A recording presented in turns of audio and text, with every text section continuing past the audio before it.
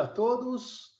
Eu acho que, pelo bem agora de todos aqueles que entraram mais ou menos dentro do nosso horário, vamos começar essa conversa de hoje. Eu acho que logo, logo, o restante da turma deve se unir a nós após essas férias praticamente de 2 semanas.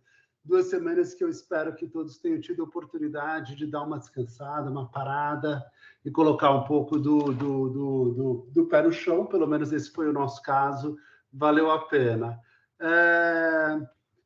Bom, aonde a gente está no nosso curso, só para a gente voltar um pouco naquele estado de choque e começar a reacelerar o nosso curso de Project Finance. A aula passada, na verdade, a gente teve ela mais tranquila, até para voltar um pouco, porque a gente estava começando a passar no tempo do curso, e isso sempre é uma coisa um pouco assustadora. Eu falei, caramba, vou acabar o curso uma semana antes, não faz sentido. Não, não aconteceria jamais, mas de qualquer forma.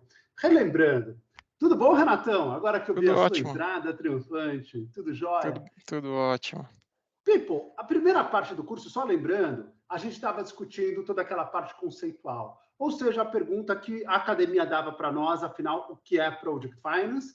A gente encontra essa discussão em 2 departamentos diferentes, ou em diferentes departamentos da escola de economia, da escola de administração, uma que está enxergando o processo histórico todo que está por trás da construção desses instrumentos todos, na realidade, não dos instrumentos, mas das instituições. É aquilo que, inclusive, quando a gente começa a olhar todo esse ambiente geopolítico maluco que a gente vive hoje, a gente fala, gente, são instituições que, no fundo, moldam grande parte das ações humanas. A gente tem as criado exatamente com esse objetivo de criar balizas, criar controles. Então, as instituições geram os instrumentos e parte desses instrumentos são chamados de Project Finance. Project Finance é instrumentalização criada a partir de um determinado processo. Qual processo?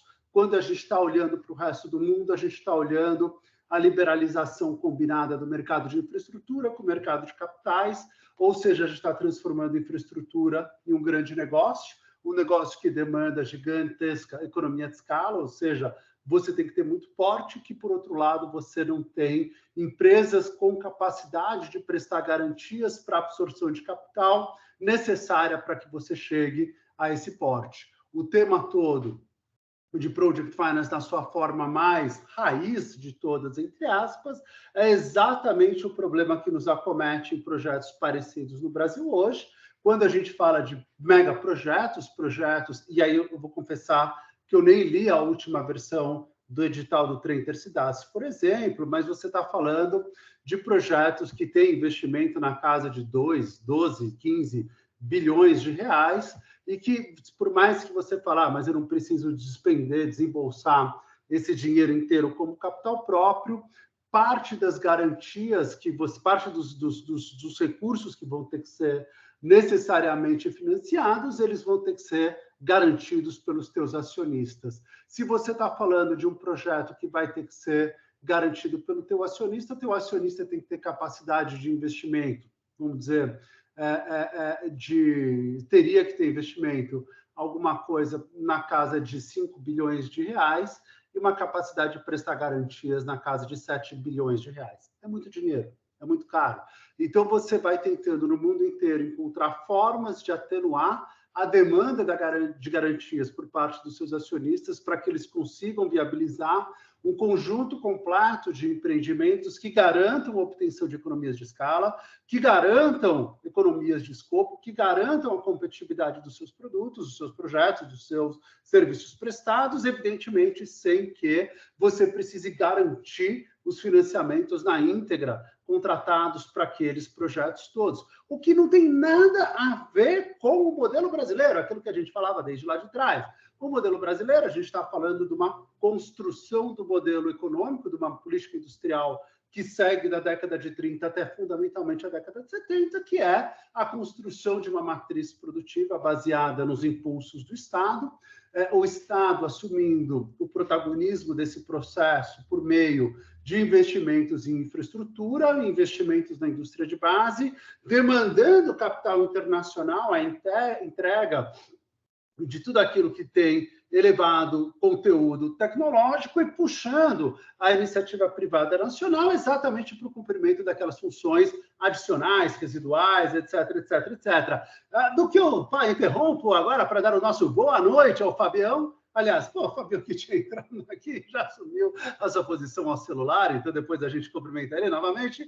Grande Nelson e todos os demais presentes aqui que agora estão, então, todos vindos, a Vanessa a gente já falou, Renan Naldão, Nelson, Márcio, Zé Afonso, a turma toda que está com a gente agora. Moçadinha, o que acontece a partir desse processo histórico? Você esgota no Brasil ele na década de 70, só que você tem um momento político em que você não pode parar essa bicicleta, você vai forçando todo esse modelo com base nas premissas militares, efetivamente nos conhecimentos sobre modelos alternativos, ou papéis alternativos que os militares poderiam ter conduzido já na segunda metade da década de 70 sobre a reconstrução da economia brasileira. Basicamente, você vai forçando o modelo, até que você chega numa situação meio catastrófica, exatamente porque você se endividou para fazer investimentos que, ao invés de produzirem superávit, eles produzem déficit orçamentário. Então, você tem uma situação de explosão combinada tanto do investimento que cresce, uma taxa de juros cada vez maior e o déficit operacional do governo proveniente de grande parte das empresas estatais. E aí, galerinha da minha vida, a maior parte de vocês ainda era muito jovem, nessa época eu já era um pouco idoso, meu amigo Nelson, você vai tentar os planos macroeconômicos mais estapafúrdios do mundo. Você vai tentar plano Bresser, plano Verão 1, plano Verão 2, plano Cruzado, plano Collor. Nelson, vou tentar lembrar, quantos planos a gente tocou naquela época, e todos eles igualmente mal sucedidos, porque o problema Cruzado, não é... Cruzados novos, não teve? Um monte de Cruzado congelou a cerveja num preço durante a minha faculdade lá, eu fiquei tomando a mesma cerveja com o mesmo preço, não era Itaipava. Esse é o problema, né? Porque mesmo a cerveja pelo mesmo preço, se for uma Itaipava, não resolveu a tua vida. Mas tudo bem, a gente deixa esse problema cervejeiro para próximos capítulos do nosso curso. O fato é que, se você não resolve o lado macroeconômico, o lado do desequilíbrio fiscal, você pode fazer o plano que você quiser. Não tem jeito, porque o governo vai ter que monetizar a economia para cobrir déficit. Simples assim. Por isso que a Argentina fica rodando, vai, volta, dolariza, tridolariza, etc, etc. Tá, qual é a resposta da Argentina para o problema do déficit fiscal? Não, o déficit fiscal na Argentina não pode mexer por causa dos problemas dos programas sociais e do apoio que o governo dá. Então, esquece. Então, você não vai resolver o problema macroeconômico. Simples assim. E aí, no Brasil, quando você tem um certo simples assim, que é a lição aprendida pelo Pércio, pelo André Lara, pelo Baixa, pela turma toda, fala, cara, ou eu resolvo o problema macroeconômico, o problema de desequilíbrios congênitos fiscais brasileiros, ou eu não resolvo o problema da inflação. E se eu não resolver o problema da inflação, eu não resolvo o resto. Então, quando eu começo a montar a equação toda da releitura de infraestrutura, indústria de base no Brasil, basicamente eu estou dizendo o seguinte: eu tenho um problema de eficiência, eu tenho um problema de solução de equacionamento macroeconômico. E eu vou, então, tirar o dinheiro que é alocado pelos ministérios que têm na cabeça, esqueçam o problema de desvio de conduta. Tá bom, desvio de conduta é um problema enorme, mas não é o foco do nosso curso. O foco do nosso curso é, mesmo sem desviar a conduta, eventualmente o ministro de Minas e Energia, dos transportes ou do que quer que seja, ele enxergaria uma política industrial a partir da sua alocação de recursos que não é a de eficiência econômica. Ele não vai dizer, olha, eu vou aqui fazer a duplicação da BR-163 porque esse projeto dá resultado. Ele vai olhar um problema de política regional, ele vai olhar um problema de política de mobilidade territorial, ele vai olhar uma série de outros fatores de encadeamento produtivos. A hora que você joga a alocação de recursos na mão do BNDES, moçada, teu problema está resolvido. Porque quando você aplicar para financiar aquele projeto, a primeira pergunta que o BNDES vai falar é: Nelson, vem cá, mas esse projeto fica de pé? E se não ficar de pé, não tem financiamento. Se não ficar de pé, não tem dinheiro. Por isso que você cria essa instituição chamada BNDES, ou você, na verdade, não cria nada, você redesenha ela para sua roupagem década de 90, simplesmente para dizer toda alocação de recursos realizada em infraestrutura não poderá gerar déficit fiscal. Essa é a ideia da década de 90. And that works. É lindo, galera, se vocês olharem, porque a gente sai de uma situação de colapso macroeconômico no começo da década de 90, inflação de 80% ao mês, taxa de juros de 1% ao dia, tá joia? Não é 1% ao mês, é 1% ao dia, para uma situação de um equilíbrio econômico de 94 a 2002, que impressiona. Você está produzindo superávit fiscal, você está produzindo superávit externo, você está produzindo crescimento econômico, não é aquele crescimento de 2 dígitos como foi na década de 70, mas é o que é possível dentro dos limites da fronteira de produção brasileira, fundamentalmente por causa dessas reformas todas. E aí toda instrumentalização que o BNDES trabalha é exatamente para você fazer o direcionamento de recursos para esse tipo de projeto. E aí a gente entra, então, nessa fonte de financiamento a partir desse grande contexto, que é como funciona o BNDES. E quando a gente começa a discutir esse tipo de instituição, fundamentalmente, o que eu pedi para o Igor jogar agora é a gente entender, de certa forma, qual é o racional de cada uma dessas instituições, por que eles financiam, por que eles não financiam, quais são os prós, os contras, quais são os perfis de amortização. Eita, isso aqui eu vou ter que dar uma atualizada, porque, por exemplo, hoje o BNDES já trabalha com a possibilidade de várias coisinhas aqui eu vou atualizar para vocês, ele vai trabalhar com cycle price ou customizada. O problema todo é que o BNDES está se tornando cada vez mais, vamos dizer, eficiente na sua forma de trabalhar a infraestrutura, porque ele perde a sua condição de monopolista sobre os recursos aplicáveis ou para os recursos de financiamento, ele começa a ter que voltar a competir com o mercado, mas, fundamentalmente, o BNDES contava com aquela condição exclusiva de única fonte de financiamento de longo prazo existente no Brasil. Condição essa que foi completa e totalmente verdadeira, praticamente completa e verdadeira, de 1994 a fundamentalmente 2006, 2007, porque não existia nenhuma propensão privada a ter poupança de longo prazo que lastreasse o banco comercial a emprestar dinheiro a longo prazo. Mas também haviam aqueles que buscaram financiamento junto à comunidade internacional, como fora no passado. O Brasil ia ao FMI, o Brasil ia ao Clube de Paris. E agora esses caras todos sumiram, porque a gente deu o calote da dívida pública de 85, 86. O grande ponto é que a gente continua precisando, cada vez mais desesperadamente, dessa poupança internacional, de Mubadalas, de fundos de investimento, da GIC, de quem quer, da BlackRock, de quem quer que possa nos trazer alento para a nossa necessidade de poupança interna. Mas ninguém mais vai financiar, como financiavam antigamente, projetos de infraestrutura via governo, porque o governo se tornou persona não grata no mercado internacional. Você dá um calote, moçada, é muito complicado. O tempo que você paga pelos seus erros, o preço que você paga pelos seus erros é muito grande, é muito alto. Resulta dessa história, você precisa criar um bypass mental na cabeça dos financiadores internacionais, que é dizer, gente, é o seguinte, eu dou credibilidade para o projeto. Primeiro, vocês não estão financiando o governo.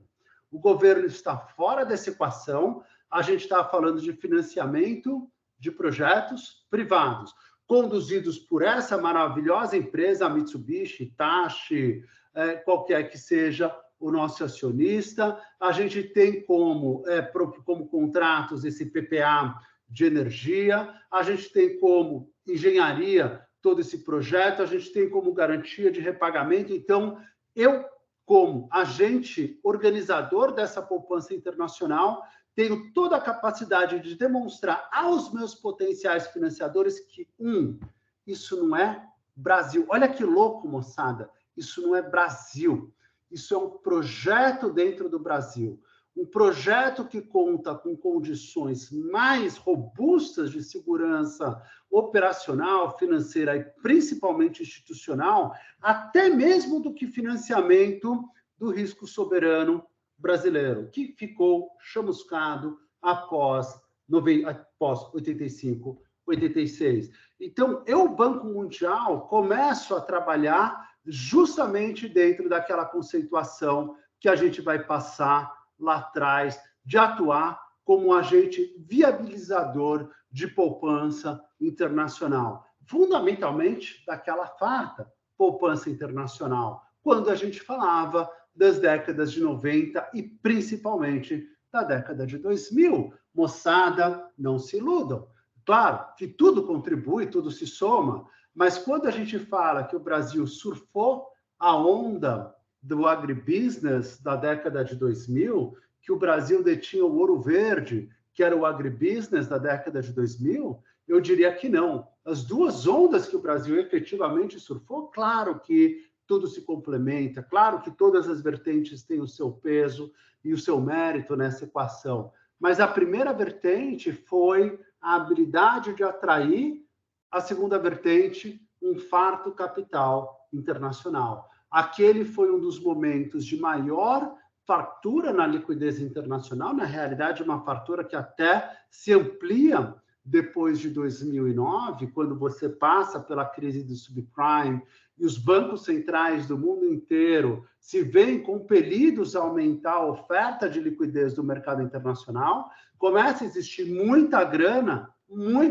sem lastro rodando ao redor do mundo, alguma coisa que a gente estimava, como a gente contou, entre 50, 60 e até 90 trilhões de dólares circulando pelo mundo inteiro e que, de certa forma, buscava portos seguros. E até a década de 2010, o início, o Brasil tinha muita habilidade de atrair esses recursos.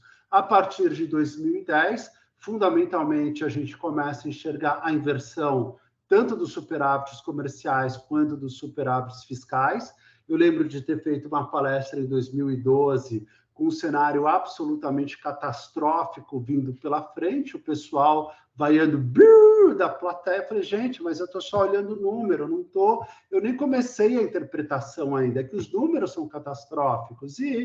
Mas a Copa e a Olimpíada, Copa e Olimpíada não vão resolver. Bom, tudo isso, o resto é história. Mas, de qualquer forma, você sabe que, naquele momento, você perdeu a aderência de discurso com o mercado internacional, por mais que o Tombini tentasse. O Tombini não era a pessoa mais pulso firme que existisse dentro do Brasil, e você não consegue, você justamente perde esse nexo, e isso entra na crise de 2014, uma crise macroeconômica bastante aguda, que vai perdurar até o segundo semestre de 2016. Você vai ter 17 e 18, os anos Temer, como anos de alento, 2019, a transição Bolsonaro, com todos os desafios e complicações que ela traz. Em 2020, a gente já entra na crise da Covid, ainda à sombra da crise macroeconômica de 2019, e aí é crise sobre crise no mundo que não acaba. A gente pega a crise da Covid, a gente sobre a crise de 2014, depois você pega a crise da Ucrânia, que é uma crise muito mais relevante do que só um problema de commodities, é um problema de fragmentação geopolítica global, e o Brasil muito ambíguo, muito mal posicionado nessa história já no governo Bolsonaro, e pior posicionado agora dentro dessa nova gestão, mas de qualquer forma, um problema que a gente vai enxergando, inclusive agora nos conflitos de Israel com a Palestina e todas as nuances que começam a existir exatamente nessa extrema fragmentação política, numa situação que começa a tornar cada vez mais desafiadora a captação de recursos internacionais para projetos no Brasil, o que significa dizer a única coisa é que os projetos vão precisar se tornar cada vez mais robustos e certamente cada vez mais rentáveis para que a gente consiga concorrer por um capital que está se tornando mais custoso no mundo inteiro. Não há ilusão de que o capital esteja livre, disponível, é só a gente enxergar a baixa concorrência que existe hoje para projetos de concessão rodoviária, que, na verdade, quase que se traduz numa baixa demanda por consultorias, numa baixa demanda por projetistas, numa baixa demanda por posição de financiadores, etc., etc. Um país que tem tido bastante dificuldade em fazer avançar essa agenda, a despeito da presença dos agentes multilaterais, que tem justamente como maior objetivo, no caso de infraestrutura especificamente, apoiar a captação dessas pontes internacionais. E a gente parou a nossa última aula exatamente na discussão sobre a operacionalização desses instrumentos todos. Câmbio, moçada, antes da gente retomar a última aula, comentários, dúvidas, sugestões sobre onde estamos, para onde vamos e o que estamos fazendo aqui, tudo tranquilo? Não são?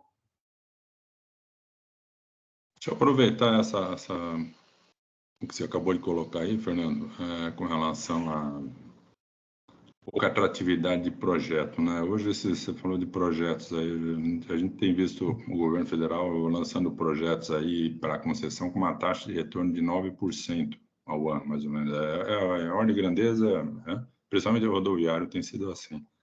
E realmente, você não tem tido players internacionais participando, poucos nacionais, né? Teve o leilão do Paraná, que só entrou uma empresa, que foi a vencedora. Né? Do meu lado, eu acabo também como um sênior da área de infraestrutura, sendo consultado por gente de fora com interesse em entrar no negócio aqui, mas esses processos não avançam, né?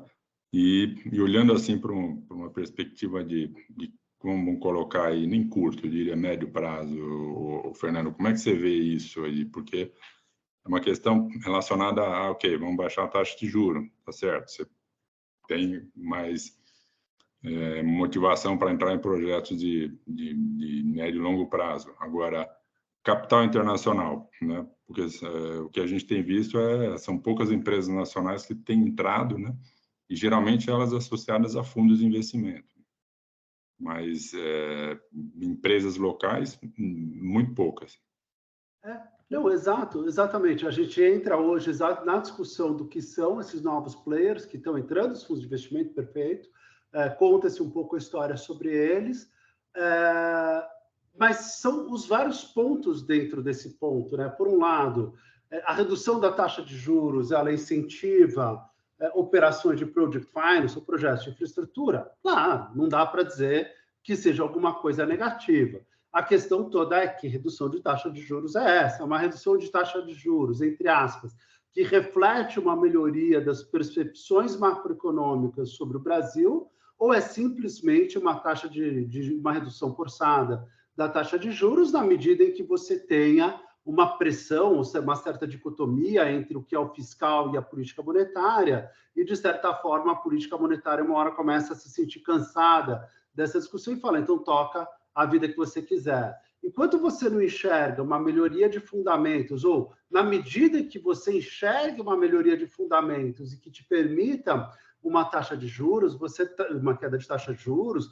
você está passando um recado muito forte para o mercado internacional de que o Brasil está fazendo uma lição de casa importante que, de certa forma, ganha um pouco de espaço na credibilidade de investidores. Se, do contrário, você passa uma mensagem de que o Brasil está tentando fazer promover uma queda à mão pesada da taxa de juros, longe dos fundamentos macroeconômicos mais adequados, você está passando uma mensagem muito ruim para os teus investidores. De certa forma, você está hoje contando... Vamos lá, esse é um cenário super complicado, Nelson. É por isso que a gente fala, toda essa confusão, e aí começa a discussão, toda essa confusão que nasceu desde a guerra da Ucrânia com a Rússia, e aí uma certa ambiguidade brasileira no meio do circuito, vocês se lembram, uma semana antes da invasão, o Bolsonaro abraçado com o Putin, foi engraçado porque foi uma semana o Macron, e aí eles ficaram sentados um do cada lado da mesa, aí na semana seguinte veio o Bolsonaro abraçado, etc., os bolsonaristas vibrando com aquela brincadeira, e logo depois estourou a guerra da Ucrânia. Aí você fala, bonitão, agora você começa a tomar as decisões. Por quê? A guerra da Ucrânia, muito mais do que ser um problema regional, e aí a gente tem todos têm uma leitura histórica interessantíssima sobre a Ucrânia. Afirmar 3 coisas são absolutamente possíveis de serem afirmadas. Sim, a Ucrânia e a Rússia têm origens comuns severíssimas, inclusive no próprio berço do cristianismo ortodoxo, e separar os 2 países é uma coisa complexa. Sim, é verdade que existia uma proximidade da OTAN em relação à Ucrânia, e que a Rússia, evidentemente, ela se sentia ameaçada por isso, mas também é verdade que sim, que a guerra da Ucrânia é uma completa estupidez vinda do Putin. Você não resolve os 2 primeiros problemas invadindo a Ucrânia, dizimando a Ucrânia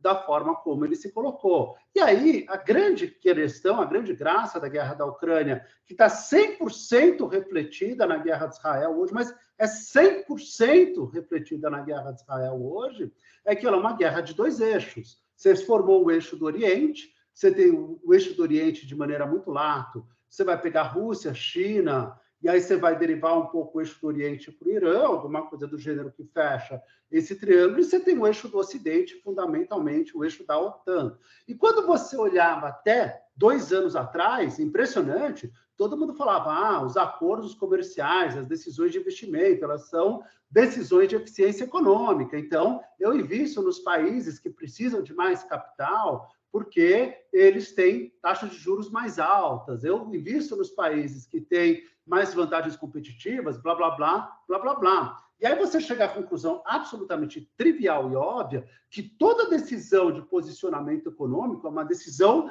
submissa a uma decisão de posicionamento geopolítico. Você me diz de que lado você está, eu te digo em que time você está jogando.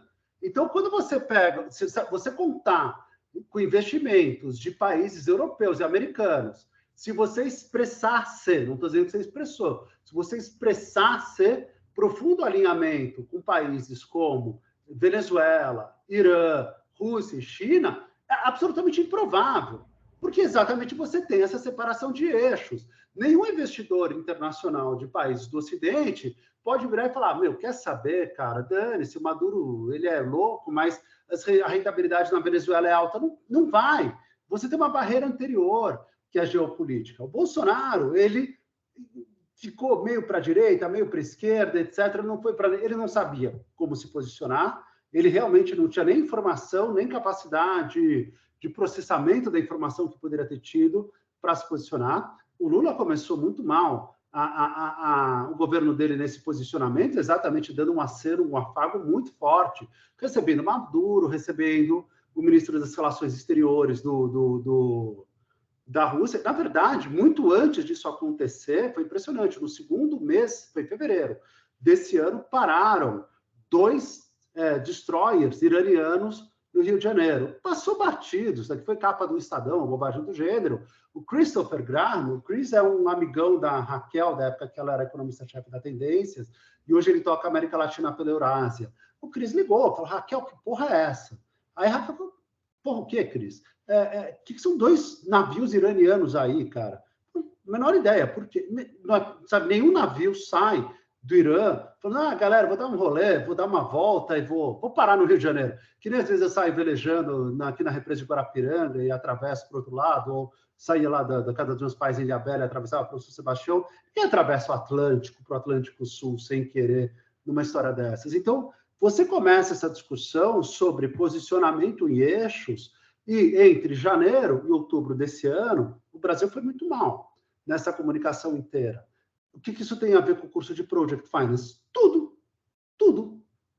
Porque, fundamentalmente, você está falando de como você se articula dentro desse novo flow de capital internacional. Quem é que detém capital internacional aonde? Você vai falar, mas com isso a gente abre a porta para investimento chinês.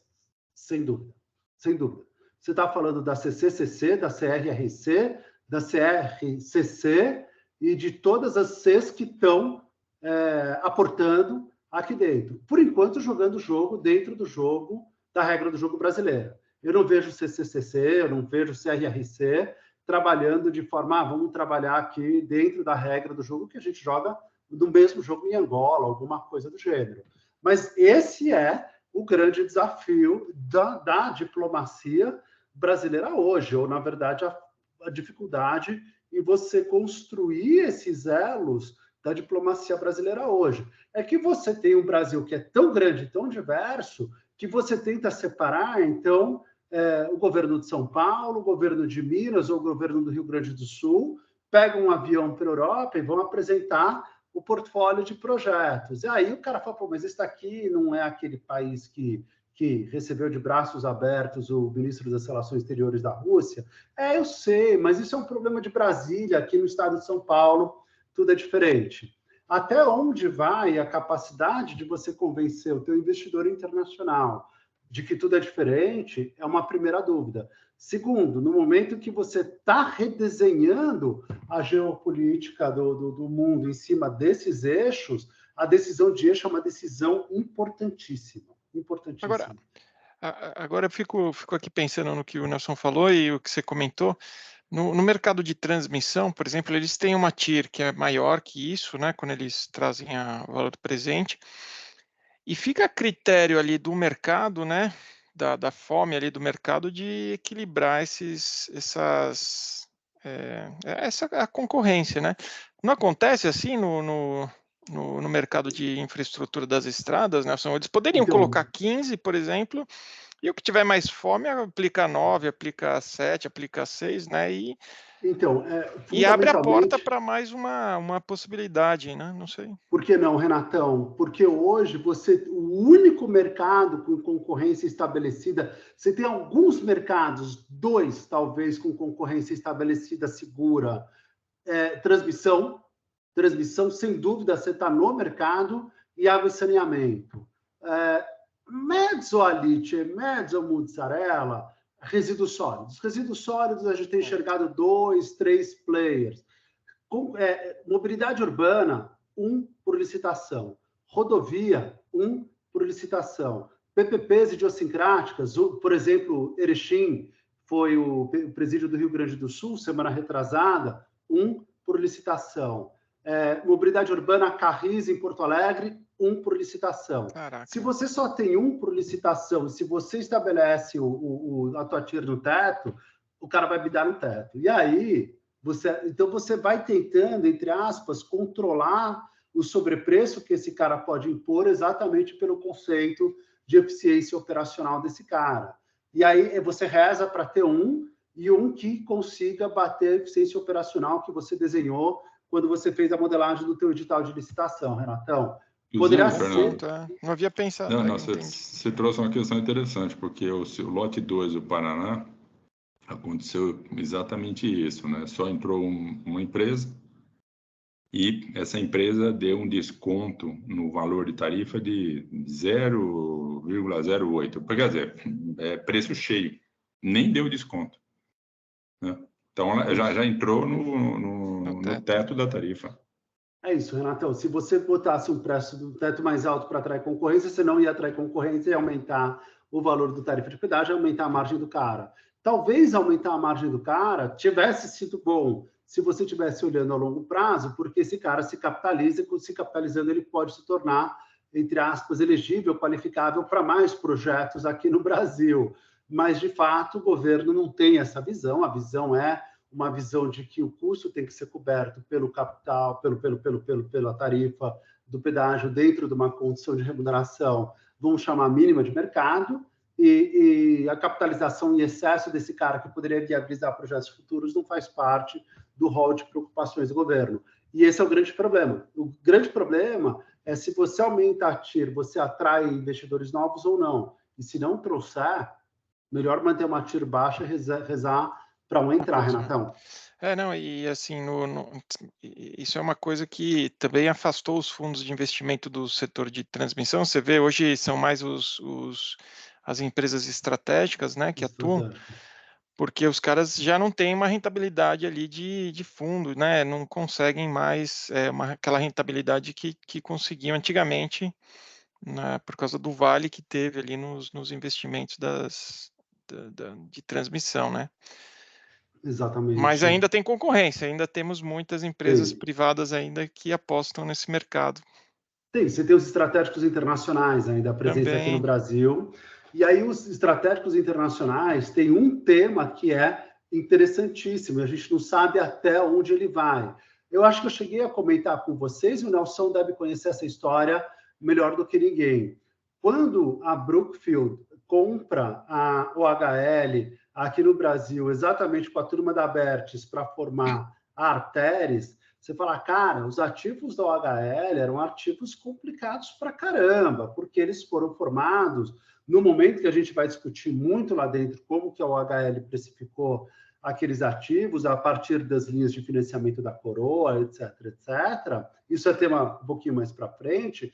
Mas como é que você conseguiu pagar um valuation positivo para isso?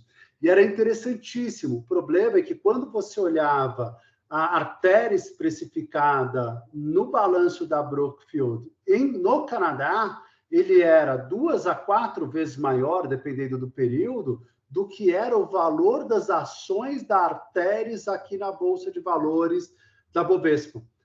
A Arteris valia muito mais no balanço do cara lá fora do que valia aqui dentro, por causa de IFRS. O cara tinha uma norma de impairment que, para fazer o impairment das ações, das empresas no balanço da Brookfield, ele tinha uma taxa de desconto muito mais baixa do que a taxa que se descontava esse mesmo valor presente líquido no caso da Bovespa. Então, de certa forma, você tinha um gap entre taxa de juros internacionais e locais que fazia com que o cara compraria por 1 aqui uma coisa que ia ser precificada por 2 lá fora, simplesmente por diferencial de taxa de desconto. Não precisava nem melhorar muito o ativo. Então, fazia todo sentido a compra do cara. Bonitão, quanto que está a taxa de juros lá fora hoje? Taxa básica de juros nos Estados Unidos? Estamos em 6,5 e subindo. A Sofre estava para parar em 6,5, mas o pessoal está voltando a precificar uma possibilidadezinha de aumentar a Sofre, e aí todo mundo vai Fed, volta a Fed, o que está falando o pessoal do Fed, etc, etc. Você está falando de 6,5 em dólar, aí você coloca 3% de risco país, alguma coisa aqui no Brasil, fora câmbio, fora tudo, você precisaria estar com dólar mais 10 aqui para conseguir fazer o impairment dos seus ativos. Então, você inverteu essa equação. Todo mundo que estava impairing muito mais caro lá fora do que está impairing aqui, agora eles estão impairing mais baixo lá fora, exatamente por causa da elevação das taxas de juros internacionais. Então, o pessoal começa a sofrer para colocar no balanço ativos comprados aqui no Brasil, Renatão. Esse é o grande desafio. Aí, se você vai falar, pô, Fernandinho, mas você faria o que se você fosse presidente da República?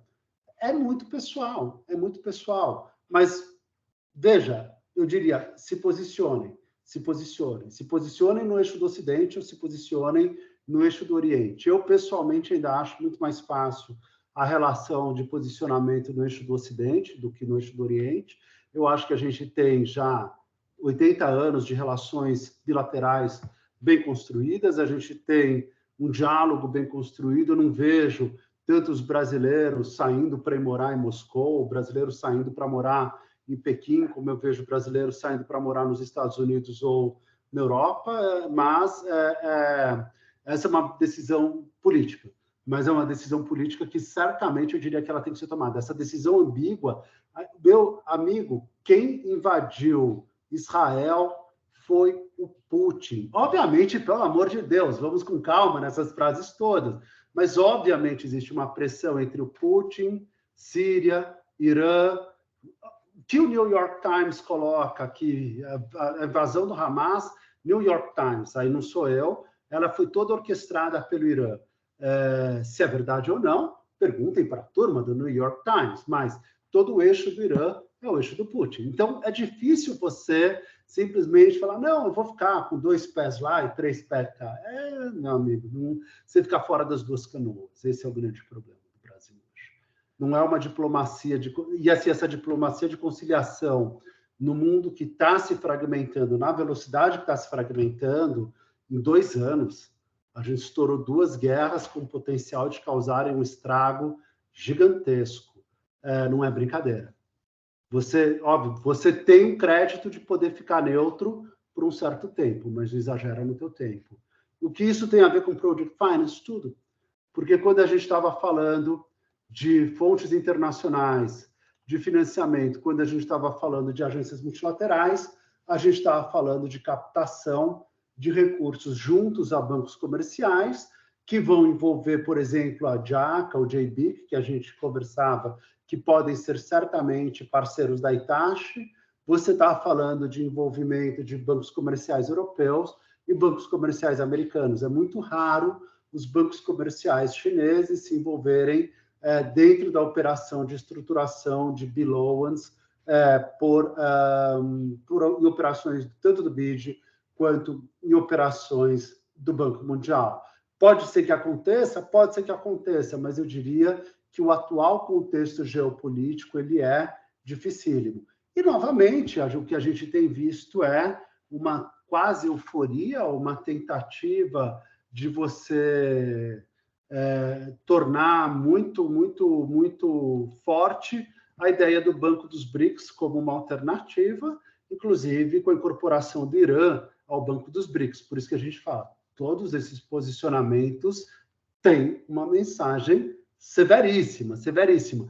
Não estou jamais querendo me posicionar politicamente ou julgar as decisões presidenciais. É simplesmente dizer, isso daqui reflete, no dia seguinte, nas nossas decisões de Project Finance, inclusive nos processos licitatórios nacionais. Quem vem? Mubadala. Mubadala tem apresentado, aliás, acabou de fazer uma conversão de dívida em ações junto com a Ivepar, se eu não me engano, para BA093, a menos que eu esteja enganado, para a Rota dos Coqueiros, Salvador, Salvador até Camaçari. E justamente eles têm um apetite grande dentro do Brasil, um player importantíssimo, mas entende? Nessa tipologia que a gente está navegando. Moçada, não tem como a gente não ler o noticiário ou assistir CNN e achar, pô, isso daqui é uma coisa... Agora vamos ligar aqui, 6h40, vamos para o curso de Project Finance, moçada. Tudo bem, moçada? Fechados?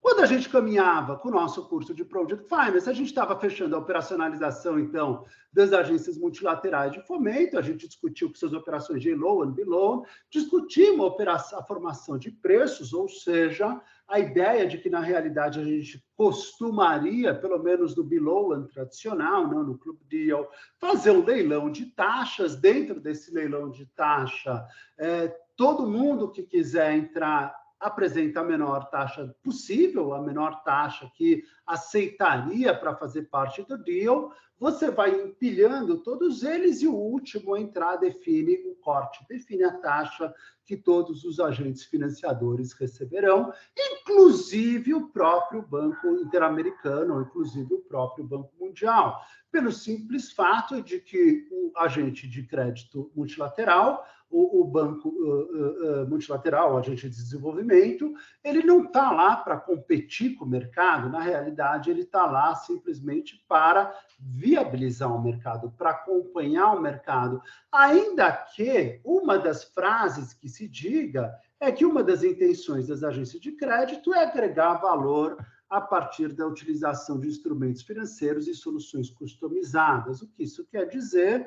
Que, normalmente, quando você fecha uma operação de crédito internacional via B-loan, o banco multilateral ainda te dá uma opção que é dizer o seguinte, olha, essa é uma operação que fechou, sei lá, de 18 anos ou 20 anos door-to-door.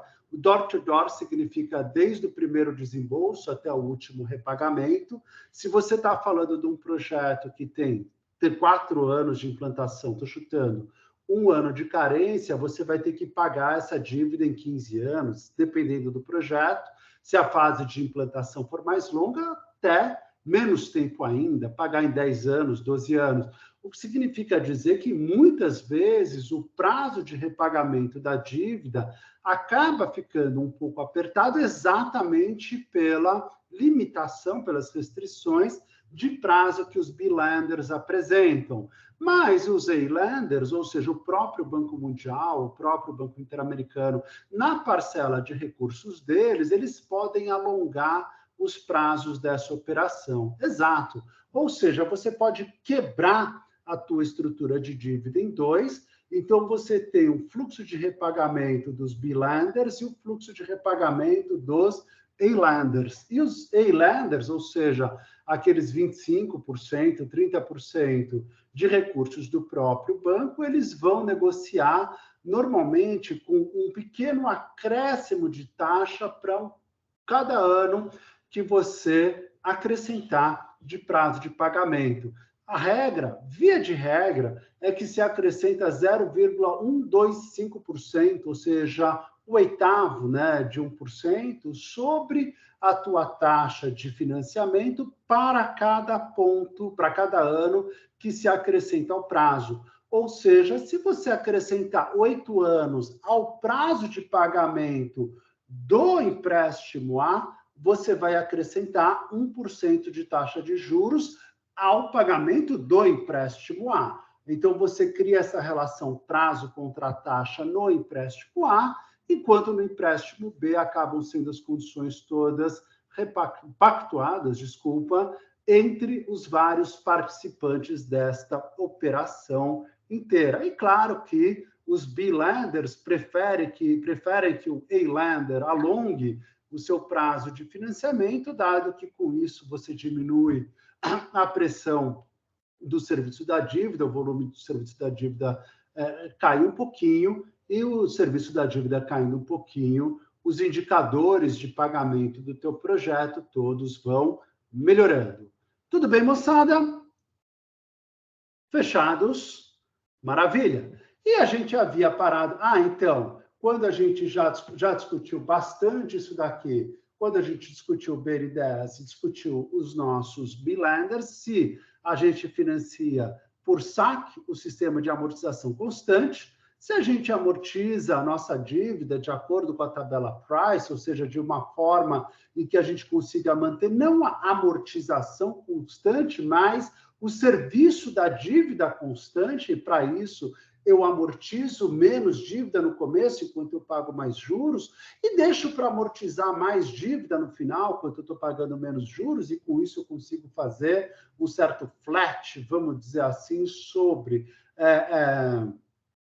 todas os meus pagamentos, sempre lembrando a tabela Price, antigamente, quando não existiam nem HP12C, nem os grandes computadores, ela era uma tabelona mesmo, era uma revista que você tinha lá prazos e taxa de juros, e você, então, sabia exatamente qual era o fator aplicável a cada prazo, a cada taxa de juros, que você multiplicaria o teu principal, o teu empréstimo inicial, o teu montante, exatamente para você estabelecer qual seria o valor do serviço da dívida período a período.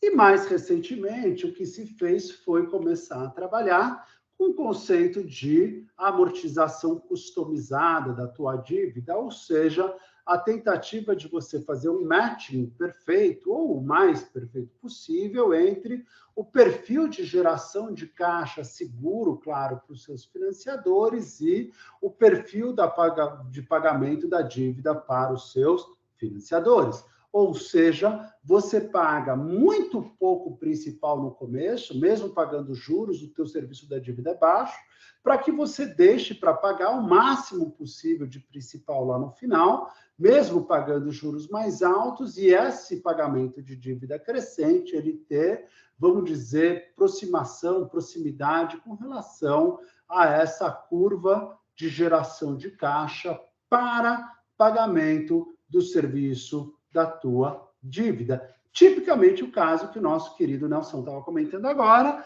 que é o caso de uma rodovia, exatamente aquela planilha disponibilizada, uma rodovia quando tem uma taxa de crescimento de 2% ao ano e quando ela tem 80% de custos mais ou menos fixos, porque, veja, o número de pessoas por praça de pedágio não vai variar tanto assim, o teu custo com manutenção não vai variar tanto assim, tua parcela de custos fixos é muito grande, significa um crescimento de quase 10% na tua capacidade de pagamento da dívida ano a ano. Então, nada mais correto do que você fazer um perfil de pagamento dessa dívida adequado ao perfil de geração de caixa do teu projeto.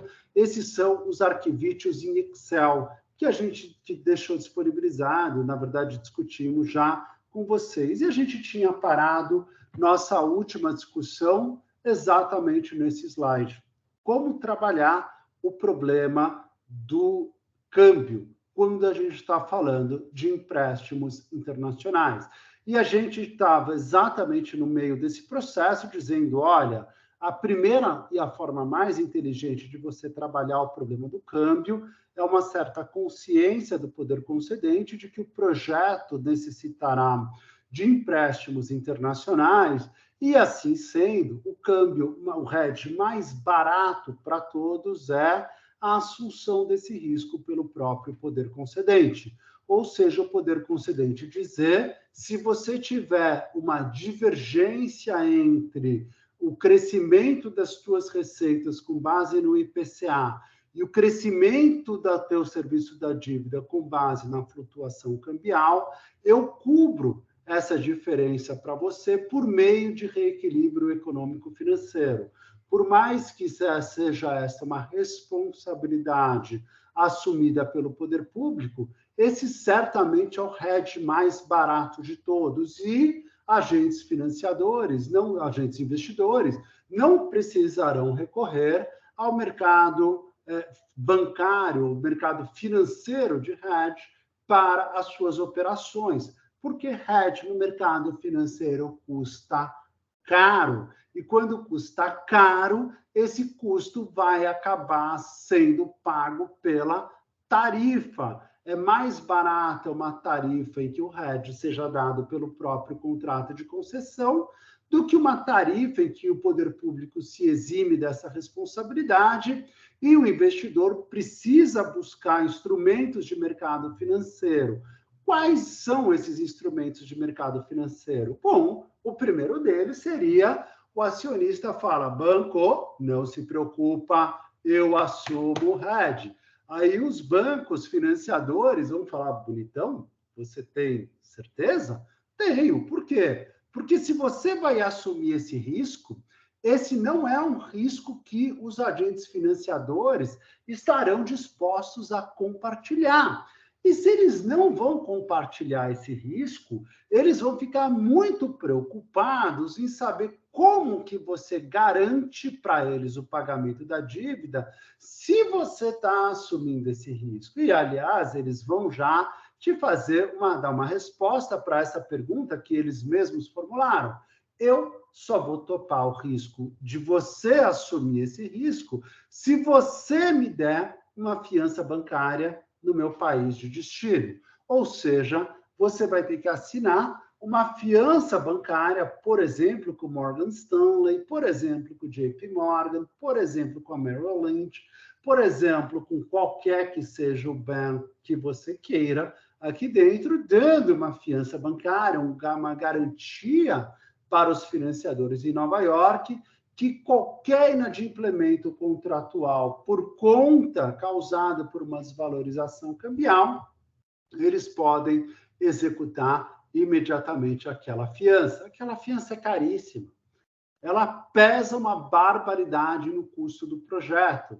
Uma fiança como essa, dada por uma instituição internacional em Nova York, vai te custar 1,25%, 1,5% ao ano sobre o valor de face da fiança. É caro, moçada. Tudo bem, a taxa de juros subiu uma barbaridade, mas para a época que a taxa de juros no mundo, a LIBOR, estava em torno de 1% ao ano, os spreads representavam mais 2,5% ao ano, você acrescentar mais um custo com fiança de 1,5%, 1,25%, é uma barbaridade. Você aumentar em praticamente 50% todo o custo financeiro da sua dívida em dólar. Então, não era muito aconselhável uma brincadeira como essa. E o segundo problema, por óbvio, assim dizer, é que o banco lá fora ele não está dando um seguro. Não é uma operação de seguro que ele vai ressegurar em Londres ou ele vai ressegurar em Amsterdã e com isso você está segurado. Não, é uma fiança. Se essa fiança for executada, o banco vai vir executar o patrimônio do acionista, do fiador, naquele momento. E você está com o seu patrimônio em risco. É o caso daquele clássico caso de usinas eólicas que a gente contou, do setor do nosso querido Renatão, em que o investidor do Nordeste resolveu assumir uma brincadeira dessas até que o dia que a esposa descobriu. E o dia que a esposa descobriu, você está louco, se der algum problema cambial, a gente vai perder o patrimônio que a gente construiu a vida inteira. Ele, mais ou menos isso. Ele falou, pois é, então você agora trate de desfazer essa situação inteira. E aí esse investidor internacional veio, então, para o outro lado dessa história, fazer o instrumento de hedge, que é aquilo que a gente vinha discutindo usando o mercado de derivativos. O primeiro mercado de derivativos, exatamente que a gente vinha discutindo na nossa discussão, nosso seminário passado, era o chamado forward.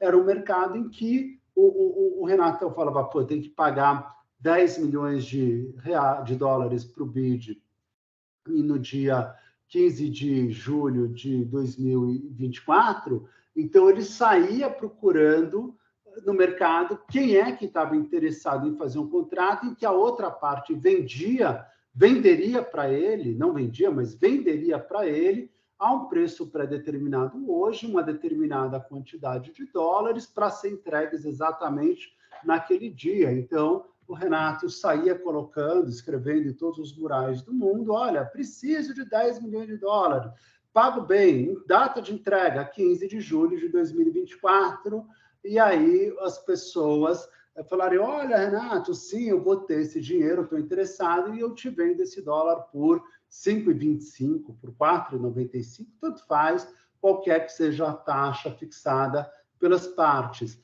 E um contrato de forward tradicional, veja, antigamente, o forward ele era executado em mercadoria, mercantilmente.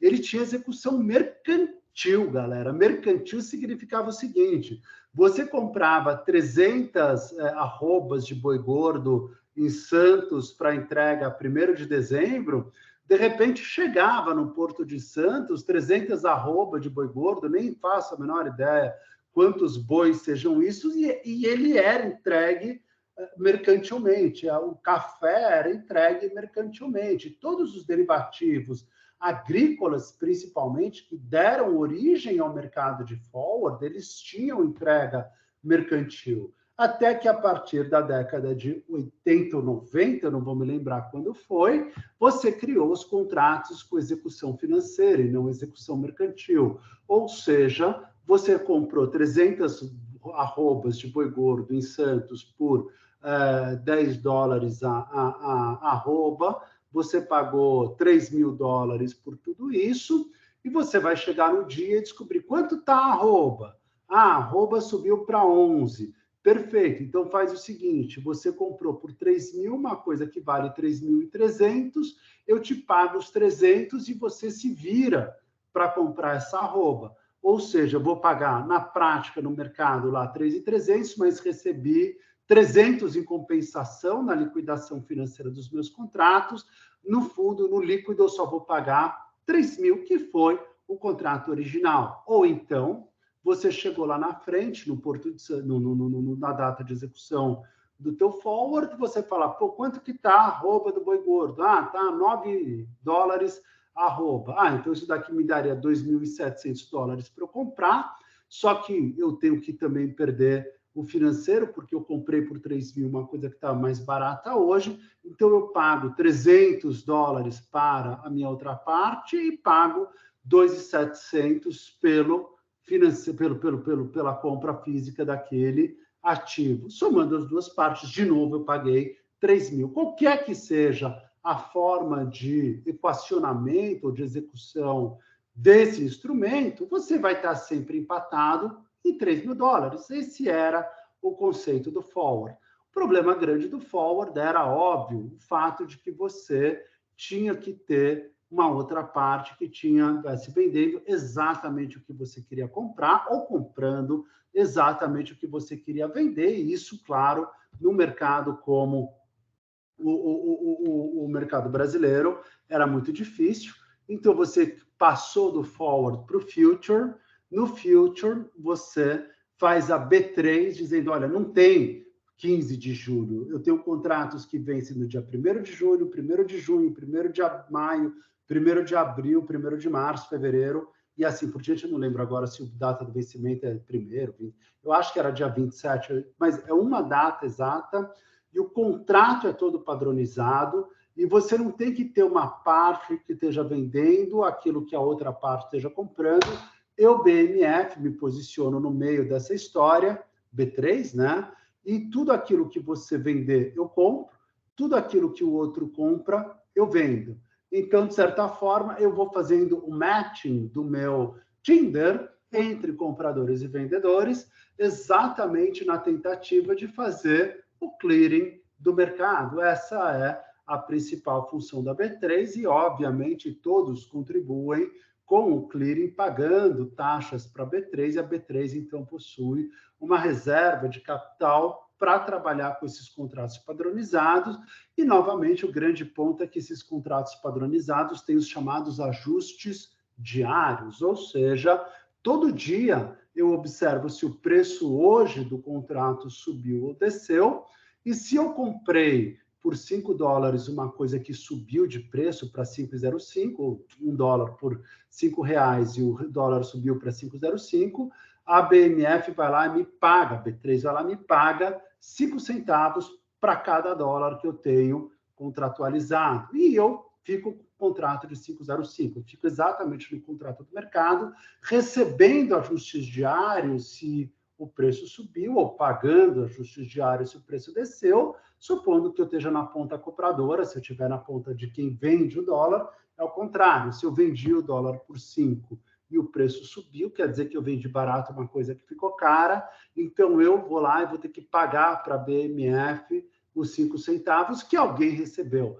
Então, a BMF, a B3, desculpem, ela sempre tenta estar matched, ela sempre tenta estar absolutamente casada nas posições compradoras e vendedoras para que ela não tenha qualquer risco sistêmico. Se ela começa a ficar descasada nas posições, ela automaticamente ajusta o preço. Ou seja, se hoje o preço do dólar tivesse, sei lá, para julho do ano que vem, R$ 5,30, entra todo mundo comprando, na hora, ele fala de 5,40, 5,50, mas assim, o ajuste é absolutamente automático para que as pessoas parem de querer comprar e alguém fale, pô, 5,50 eu entro vendendo. Para isso, claro, eu preciso ter um mercado com uma certa liquidez. Então, todos os mercados de derivativos da BMF, ou eles são mercados muito líquidos, ou os preços, vamos dizer assim, são preços quase exorbitantes naqueles mercados que são pouco líquidos. E, finalmente, quando a gente estava falando, então, daquele investidor do Ceará que fez as operações eólicas, como que ele saiu da operação na qual ele estava garantindo aos agentes financiadores que qualquer incapacidade de pagamento, qualquer inadimplemento por conta de desvalorização cambial, ele cobria com uma fiança bancária. Ele senta com seus financiadores, os financiadores vão falar, olha, faça uma operação de swap. Por quê? Porque eu não tenho tanta previsibilidade assim sobre o meu mercado de futuros para dizer eu vou trocar por reais o meu pagamento de dívida que está previsto para daqui a 10, 12 ou 14 anos. O mercado de futuros, o mercado de forward, é um mercado de prazos meio curtos, galera, por causa daquilo que a gente falava. O que eu vendo, alguém tem que comprar. Se eu quero comprar dólar, alguém tem que vender. Quem vende dólar no Brasil é agro e alguma coisa de indústria. Agro vende dólar, moçada, vende a produção com 12 meses, no máximo, de antecedência. Indústria, com 18 meses. Você não tem uma massa de vendedores de dólares no Brasil para prazos maiores do que 18 meses. Então, esqueçam achar no Brasil um mercado de hedge que vá a longo prazo. Ele vai no máximo a 3 anos, 2 anos e meio, 3 anos já com umas taxas meio carinhas. Como é que eu faço um hedge de 14 anos? Primeira resposta, ele não está no Brasil. Ele está em Nova York. Por incrível que possa parecer, quando o Brasil se tornou investment grade, se eu não me engano, em 2009, no ano em que o Cristo Redentor decolava na capa da Economist, 2008, agora não me lembro, quando um país se torna investment grade, ele passa a fazer parte da cesta de moedas que os bancos internacionais precisam deter. Os bancos internacionais têm que ter um pouco de coroas suecas, euros, dólares, ienes, todas as moedas de países que estão nessa faixa francos suíços de investment grade. O Brasil virou investment grade, eles precisam começar a reter reservas em reais e fazer operações em reais.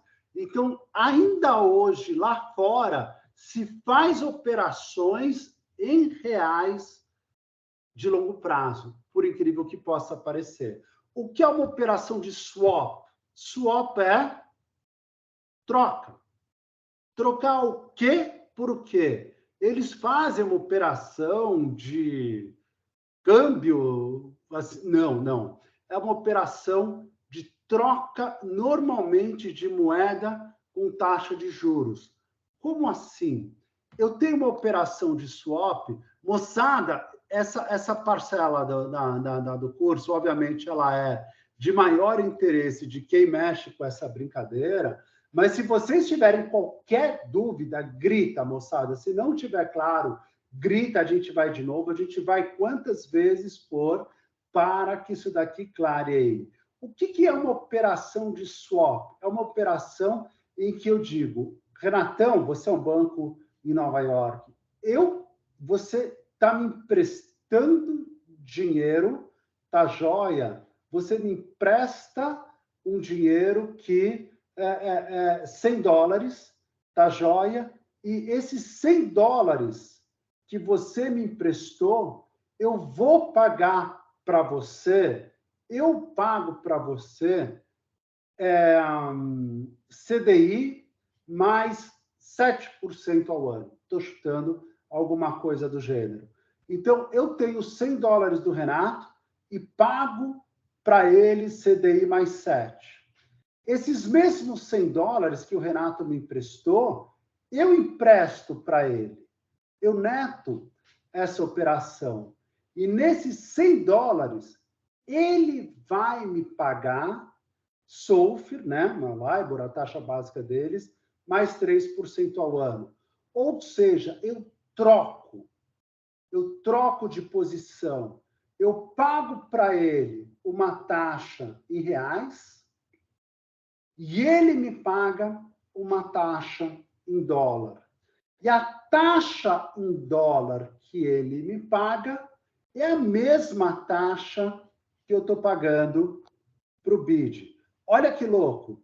Então, eu estou pagando para o BID $100 mil, tá joia? Eu estou pagando para o BID $100 mil a uma taxa de SOFR mais 2% ao ano. Só que eu estou recebendo do banco em Nova York $100 mil, tá joia? A uma taxa de SOFR mais 2% ao ano. Exatamente os X mil reais, X mil dólares que eu vou pagar para o BID é o mesmo X mil reais ou X mil dólares que eu estou recebendo do banco lá fora. Ou seja, eu netei, deu net entre o quanto eu pago em dólares para o BID e o quanto eu recebo do meu agente financiador, do meu banco que fez a operação comigo. Mas em contrapartida, exatamente, em contrapartida, eu vou pagar para o banco financiador, para o banco que fez a operação de swap, $500 mil, que seria o equivalente hoje a $100 mil, pagando IPCA mais 7,6, DI mais 7,6, alguma coisa do gênero. Como esse X netou com esse X, o que é o pagamento líquido da SPE? O que eu paguei para esse cara. Eu transformei isso em dívida em reais. Uma operação de swap, eu consigo trocar de posição, transformar um pagamento de dívidas em dólar por dívidas em reais. Mas você continua ainda exposto ao câmbio aí, não? Em que sentido, Renatão? Porque nesses 500 mil, é no momento do empréstimo, os 500 milhões? Exatamente, eu converto dólar em real no momento da operação. E aí isso é congelado e fixo, e isso não existe mais variação. O banco teve que redear, então, para acomodar essa flutuação que ele vai tá exposto. Claro, o banco, evidentemente, uma operação de swap com longo prazo é uma operação que só existe no mercado bancário. Não existe em B3, não é uma operação customizada em mercado bancário. Então, você vai sentar com as bancas de Nova York, que ainda operam em reais, e operam. Aí você fala, mas, porra, Fernandinho, quem é que conhece o endereço da banca de Nova York que ainda opera em real? O BID, lógico. Por isso que você vai sentar com ele para fazer essa operação. E aí ele vai falar, olha, tem um banco, o JP Morgan, o Chase, algum desses bancos que fazem esse tipo de troca. Então, você vai pegar quanto que é o pagamento? $100 mil.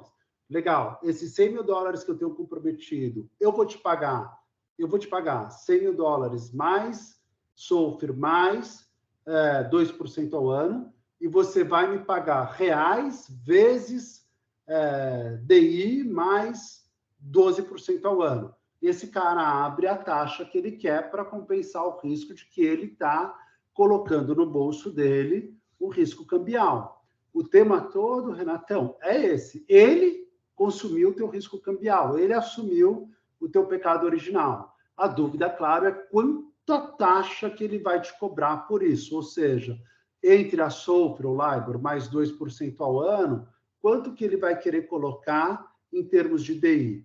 Quando a LIBOR era muito baixa, quando a LIBOR era 1% ao ano, você estava falando 3% ao ano, valiam mais ou menos, naquela época, alguma coisa como IPCA mais 8%, IPCA mais 9% ao ano. Conforme a situação fiscal brasileira não evolui, conforme justamente as pessoas querem transacionar menos em reais, essa taxa pode subir. Esse é o problema. É a taxa do cara que está na outra ponta da tua operação te arbitrando. Claro que quando você senta do lado de cada balcão para negociar com o teu banco, senta você e senta o officer do BID. Você não sentou lá sozinho. Então, o officer do BID olha com uma cara brava para o banqueiro olha e fala, tá bom, então a gente tenta chegar aqui a uma taxa mais ou menos razoável. mas essas operações podem ser feitas. Ficou claro, Renatão, como é que ela funciona, mais ou menos? Nelson, todo mundo? Tranquilo? Galerinha, Marcião, Van, Carol, Dani? Maravilha. Vamos em frente, então. O tema todo é que essa operação, novamente, desculpe, vou interromper, galera, é cara, é cara. Mesmo que você esteja sentado ao lado do Rambo, que é o cara do BID, para tentar negociar com a outra parte, que é um banqueiro malvado, o banqueiro malvado continua sendo o cara que tem o dinheiro no bolso e que dá as cartas do jogo e fala, olha, você quer fazer um swap de 14 anos, dólar contra real, ou SOFR contra DI, eles conhecem esse mercado, nosso mercado melhor do que a gente, juro para vocês, eles conhecem pra caramba. Olha, é DI mais 12, é DI mais 13. Aí você fala, DI mais 13 começa a ficar caro para o meu projeto. DI mais 13 começa a ficar caro pra caramba quando você faz essa conversão de taxas. E aí, o BID fala, não, então, peraí, tem uma solução que é uma solução mais barata, que é exatamente essa solução colocada aqui dentro. É o chamado hedge dinâmico. Qual que é o conceito do BID e que é legal pra caramba? É muito louco e você definitivamente depende de muito estômago para fazer isso. Ninguém precisa fazer 10, 12, 14 ou 18 anos de hedge para estar tranquilo. Como funcionam as efetivas oscilações econômicas da nossa economia? Quem escreve essa história para a gente é um cara chamado Rüdiger Dornbusch, que, entre várias obras, desde o Macroeconomics de Dornbusch ou Norman Fischer, ele foi um dos grandes sistematizadores do conhecimento macroeconômico, vamos dizer, neoclássico, um cara absolutamente brilhante. E o Dornbusch, uma das grandes criações deles foi chamado overshooting de Dornbusch. O que é o overshooting de Dornbusch? Imaginem nós que nós estamos nesse ponto aqui. Primeiro, o que é esse gráfico? Do eixo de baixo, inflação. Do eixo de cima, variação cambial. Exatamente. O primeiro ponto, o ponto de partida aqui de baixo, é o ponto no qual a gente está com o câmbio aviltado e inflação aviltada. Se a gente quiser nomear historicamente quando a gente tem isso daqui, 1994. Quando você implanta o Plano Real, um dos conceitos, além, óbvio, de todo o equilíbrio macroeconômico do plano, era o de que você usaria a abertura econômica para controlar preços domésticos. Mas você só consegue controlar preços domésticos se você fixa o câmbio em um patamar relativamente baixo. O que, no caso brasileiro, você não fez originalmente nem por determinação do Banco Central, você fez pela própria natureza. Porque a hora que o Plano Real foi instituído em 1º de julho de 94, aquela massa de dólares que entrou fez com que o câmbio real se apreciasse e o dólar se tornasse muito barato. A hora que o dólar está muito barato e você pode importar um Honda, você pode importar o Citroën, na época era um carro bastante desejável quanto importado, mais barato do que você comprava um Chevrolet ou um Volkswagen, basicamente você fala, pô, o cara da GM, o cara da VW, o cara da Ford, eles não têm como aumentar o preço do teu produto, porque se ele tentar aumentar o preço do produto enquanto o câmbio está mais ou menos controlado, pô, o importado vai se tornando mais competitivo. Então, o produto importado com um câmbio controlado, ele estabelece um teto, e um teto muito baixo para o crescimento de preços domésticos. O preço doméstico não consegue romper esse teto exatamente pela impossibilidade de concorrência ou pela possibilidade que o teu consumidor final vá importar aquilo que ele está tentando vender a um preço mais alto. Resultado dessa história, com um câmbio muito apreciado, valorizado, você consegue controlar muito rapidamente a inflação no Brasil. E consegue. Vocês vão lembrar, em 95 a inflação é de 12% ao ano, em 96 ela já vai cair para 6, 8% ao ano, e ela entra numa certa trajetória de estabilidade. 99, 98, 99, o problema vem exatamente em 99. Por quê? Porque como você usou o câmbio para controlar a sua inflação, e você usou, na verdade, não o câmbio, mas as importações para você controlar a inflação, você veio importando, importando, importando, e com um câmbio muito sobrevalorizado, você tem pouca margem para exportação, você é menos competitivo nas exportações. Tanto que em 97, o Fernando Henrique estabelece um lema chamado Exportar ou Morrer, em que ele institui, inclusive, um programa que a gente vai estudar logo após o nosso intervalo ainda hoje, chamado PROEX, exatamente na ideia do exportar ou morrer. Morremos, né, moçada? O PROEX não deu resultado a tempo, o Brasil não entra exportando rapidamente como qualquer pessoa poderia ter pretendido, não fazia o menor sentido. Resultado dessa história, o real se torna, por N razões, principalmente com a saída da liquidez internacional em 99, que estava indo embora para Nova York, o real precisa se desvalorizar. E a hora que o real desvaloriza, moçada, você sabe que se o câmbio apreciado funcionava como um teto, a hora que o teto subir, os preços vão subir juntos, a inflação vai ser liberada.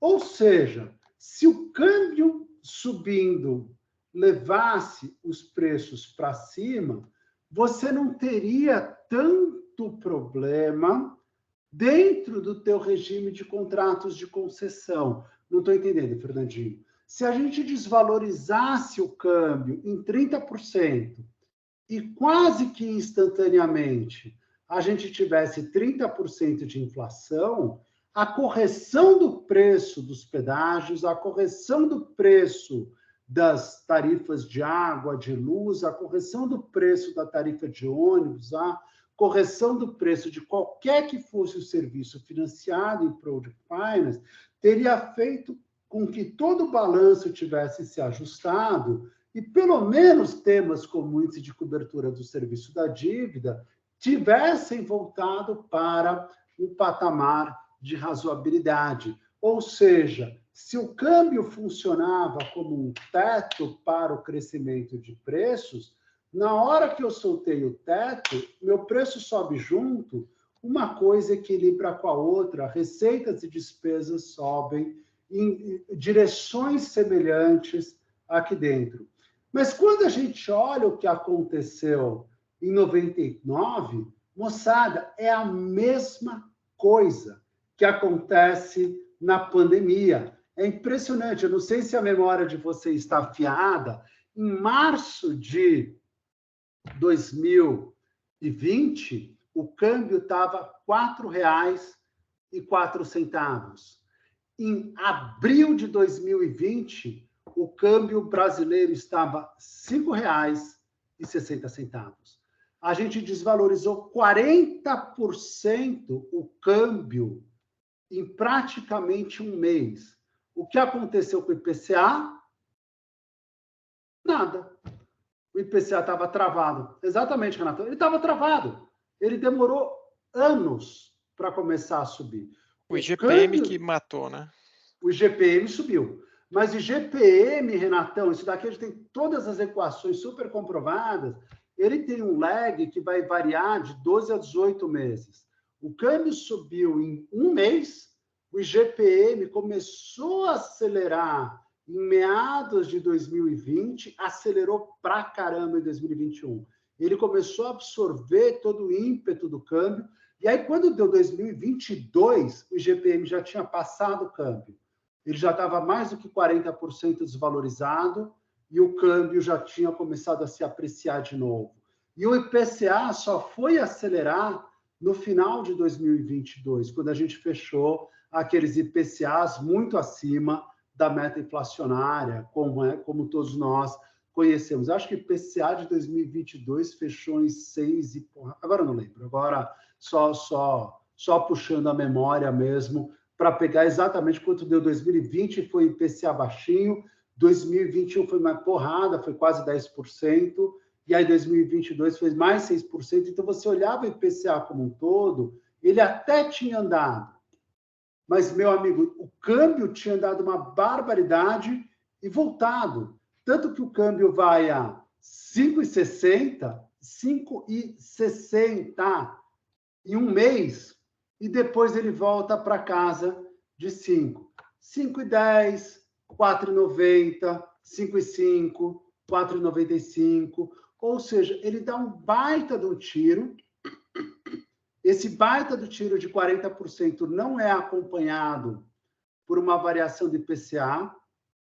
Depois, em 2021, ele começa a voltar, vai chegar nessa casa de R$5, enquanto a inflação está alcançando, e lá na frente, os dois convergem. Os dois se encontram. O câmbio desvalorizou 25%, passou de 4 para 5%, e o IPCA desvalorizou 27%, a moeda nacional passou a valer 27% a menos. Quem tinha dívida em dólar em 2020 e quem tem a mesma dívida em 2023, está equal, está parecido. Está muito próximo a equilibrada a situação de partida e a situação de chegada. O problema é que você quebrou no caminho. Porque no caminho o teu câmbio explodiu, no caminho a tua dívida aumentou, no caminho o serviço da tua dívida aumentou 40% e você não teve correção tarifária nenhuma. Você não teve reajuste tarifário nenhum. Você quebra no caminho, porque o caminho não é o suave. O caminho ele vem tudo daqui para cá, nada de inflação e tudo de câmbio. Depois o câmbio volta a respirar, enquanto a inflação vai recuperar esse espaço perdido. E a crise de 2020 a 2023 é inacreditavelmente precisa. O IPCA subiu exatamente o quanto o câmbio desvalorizou. Ah, mas o GPM sobrou mais alto. Sem dúvida. Por isso que a gente está tendo deflação de GPM esse ano. Ou apresentou alguns meses com deflação de GPM. O que mata é o curto prazo, não é o longo. Por isso que o Banco Interamericano recomenda você fazer é o chamado hedge dinâmico. Passa 3 anos de hedge.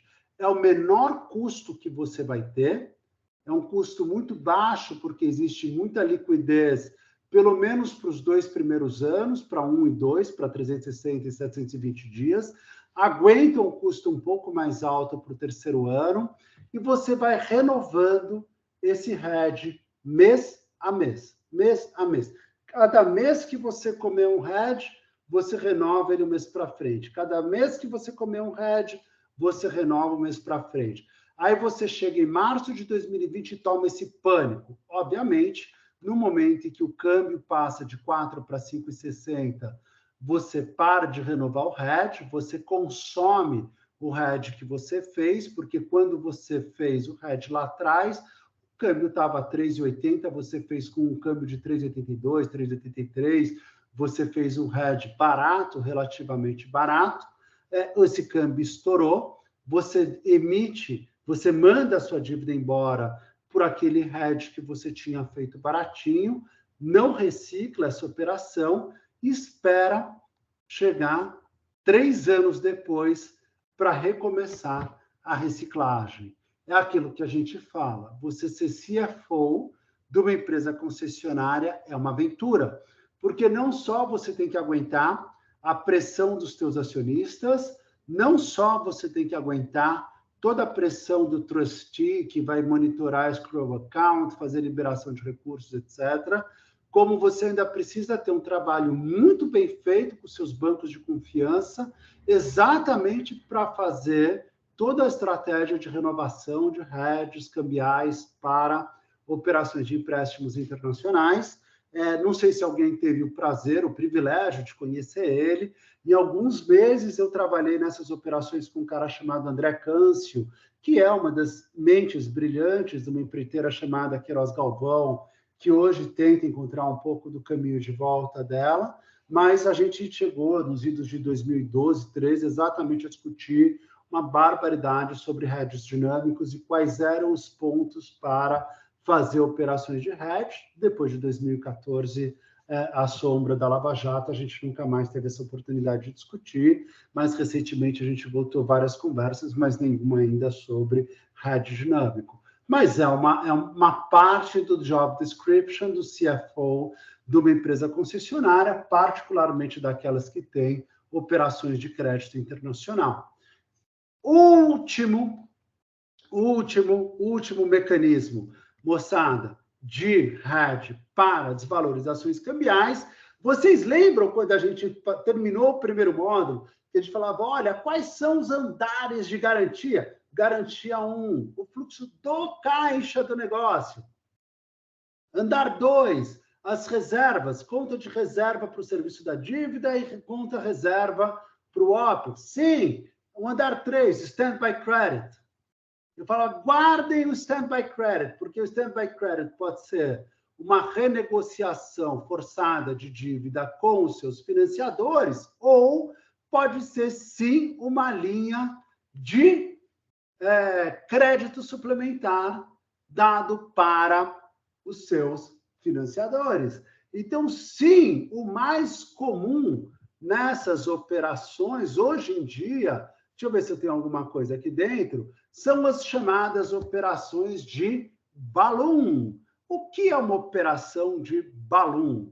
Eu tenho lá, então, o meu serviço da dívida calculado em dólar, período a período, de acordo com o meu fechamento contratual. Olha, o Nelson, na sua concessionária de rodovia no Paraná, vai precisar pagar 12 milhões de dólares em julho, vai precisar pagar 14 milhões de dólares em outubro, vai precisar pagar 22 milhões de dólares em janeiro de 2024, vai precisar pagar 32 milhões de dólares em outubro de 31, e assim por diante. Eu tenho lá, então, o meu schedule de pagamento da dívida período a período.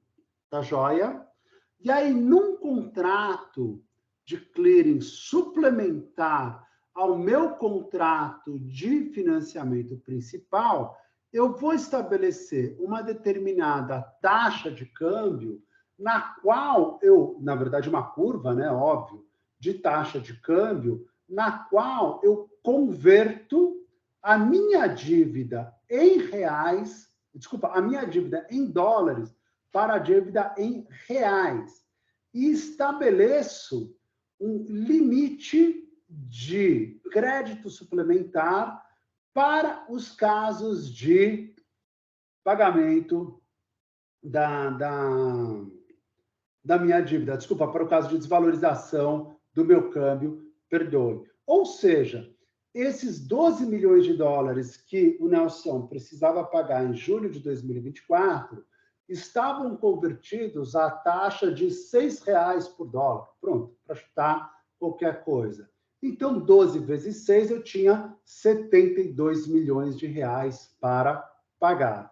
Mas aí, uma tragédia acontece no Brasil e o dólar foi a R$10. Qualquer besteira que aconteça, tá joia? Resultado, eu tinha previsto pagar 72 milhões, mas chegou lá na frente, eu tinha que pagar 120 milhões.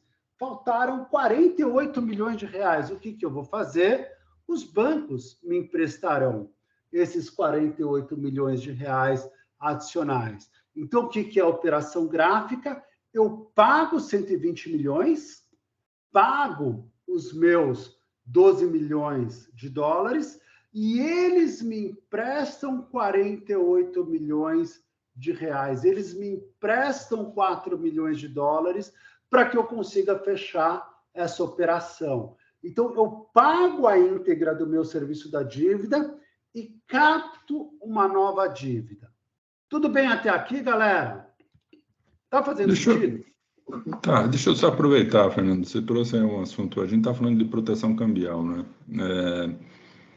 Eu estou imaginando aqui, a gente tem vários riscos envolvidos aí no negócio. Por exemplo, se você não consegue atingir a receita que você estimou, né? Porque você está contando com ela para pagar a dívida, né?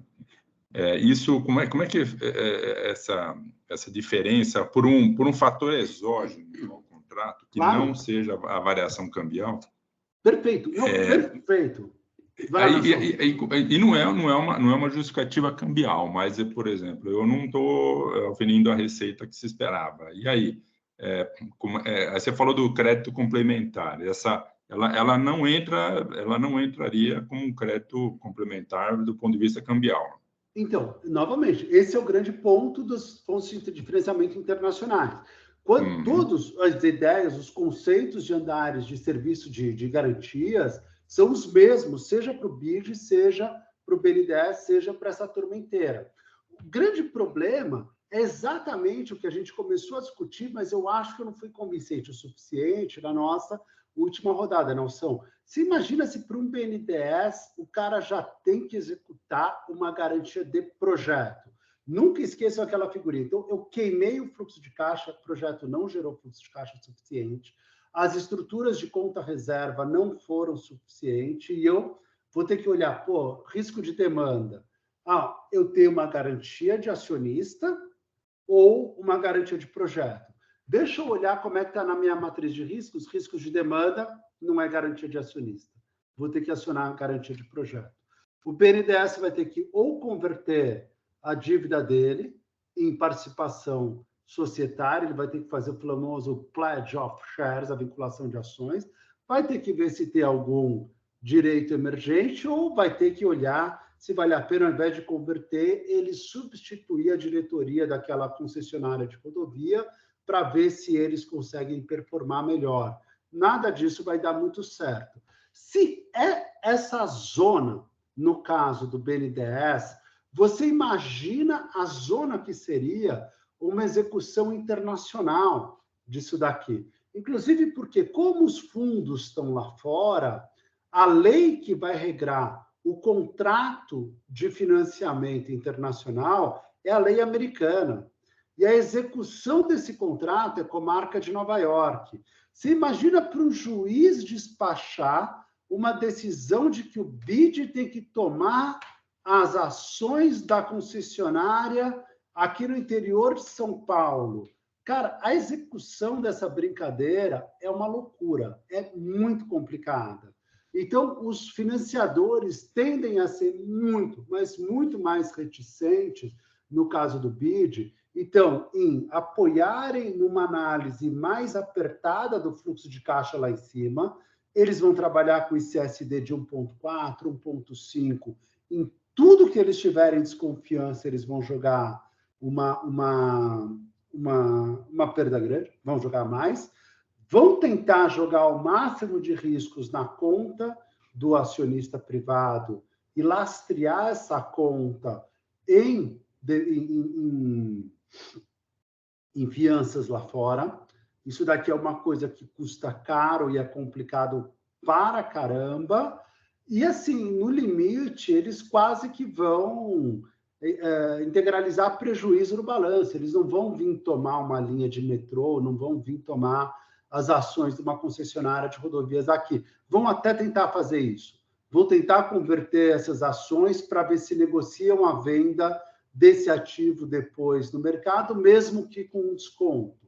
É mais esse modus operandi. Eles jamais entrariam para operar um ativo, eles entrariam para tentar pegar esse ativo e liquidar. Se eles chegarem à conclusão de que esse ativo não vai ter valor de mercado, eles provavelmente vão subscrever a perda nos seus balanços financeiros, alguma coisa do gênero. E aí deixa eu aproveitar, porque aí entrando na questão se for um project finance no recourse, aí é uma pergunta que eu vou fazer, né? No caso do BID, o que seria mais interessante? Ter um pool de bancos garantidores ali,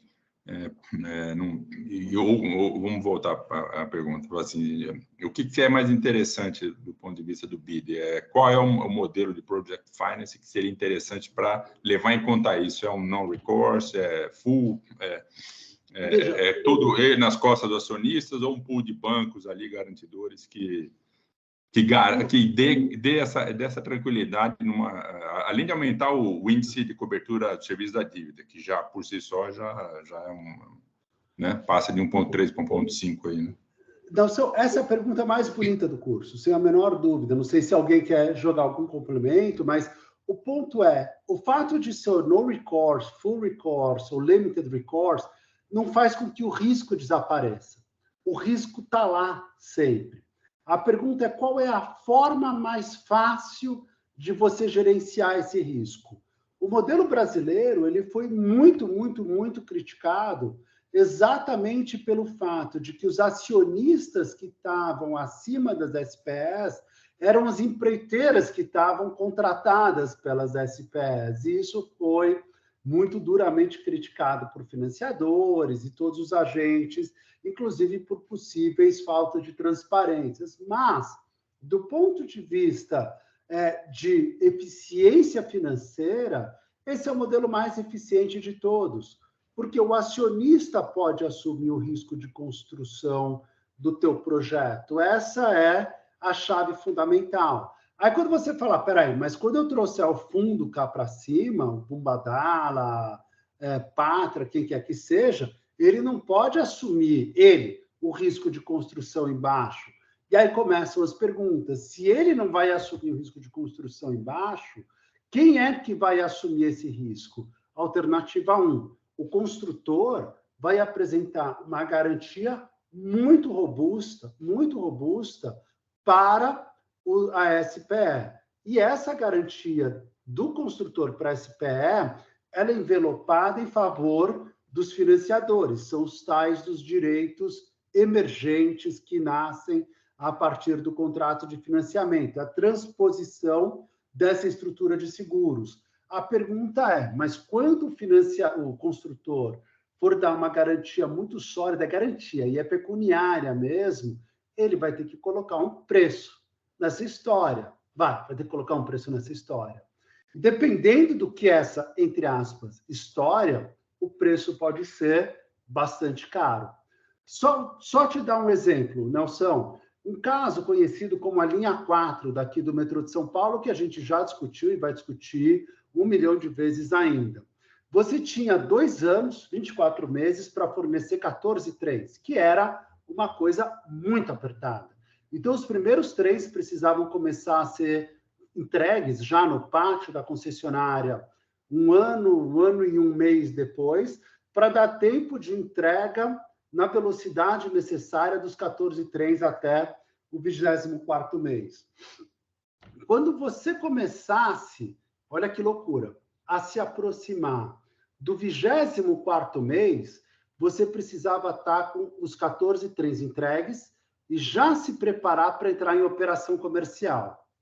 Para entrar em operação comercial, você não tem que ter 14,3 só. Você tem que ter 100% dos teus funcionários contratados. Você tem que ter o teu contrato de energia firmado.